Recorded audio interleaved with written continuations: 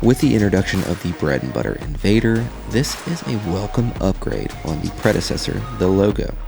With its new, improved hybrid shape, its significant increase in both power and pop, similar spin, and similar controllability makes this, in my opinion, the absolute best choice for paddles that Bread and Butter currently is selling. Pardon this very quick interruption, but it has been announced that the first batch of the Invader will have slight cosmetic blemishes. This will not affect the paddle's playability, will not affect the grit, will not affect the durability. You may ask, how do I know that? Well, the one that I tested did have those slight cosmetic blemishes, as you can kind of see on this side of the paddle. So they will be at a discounted price, which you can purchase on release day, which is Black Friday, or you can pre-order a non-blemish paddle that will be delivered, I believe it's late December or potentially January. So just wanted to clear that up. Let's get right back into it. When testing this paddle, it became very quickly apparent that it was a very good fit for me in my game, and actually is my current main paddle. Now, what's different about this shape from the Loco is the Invader has no taper from top edges to bottom of the edges, and is a full 16.25 by 7.75 inches in width. This new improved shape offers a slightly larger sweet spot, more stability and forgiveness, and just feels overall a better paddle in my personal opinion. Now, I did receive two Invaders from Bread and Butter.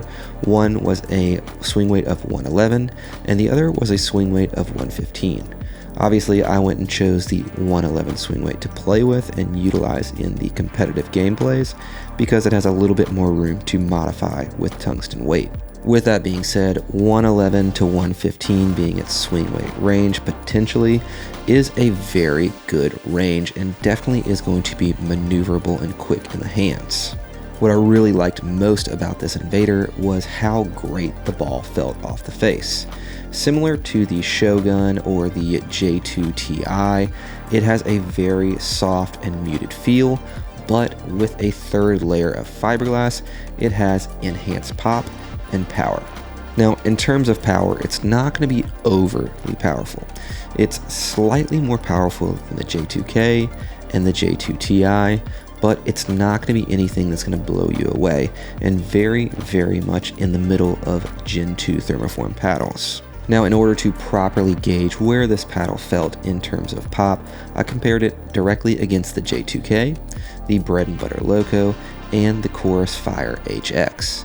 The Chorus Fire was by far the most poppy of the bunch. However, the Invader sat a couple levels above the J2K in terms of pop, and the Loco was definitely on the bottom end in terms of pop.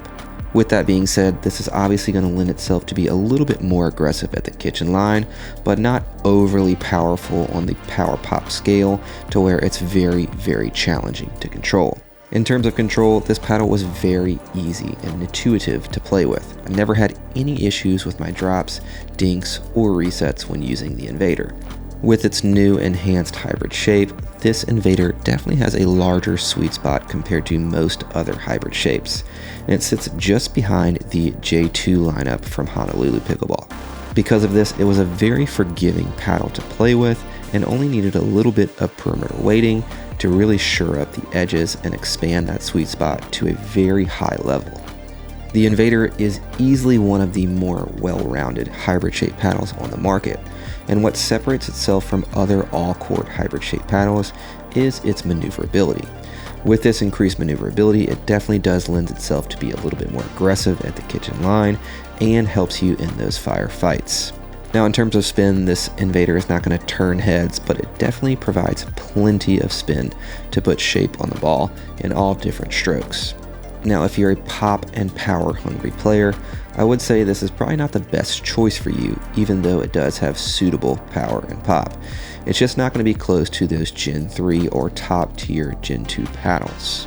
This Invader releases Friday, November 29th, and will be $189 or $161 after discount code Pursuit15. If you'd like to enter for a chance to win one of these Invaders, all that you have to do is like and comment on this video, subscribe to Pickleball Pursuit, and fill out the Google form listed in the description below. The winner will be selected 4 weeks after this video has been uploaded and will be contacted directly via email. Hope you enjoyed this review of the Bread and Butter Invader.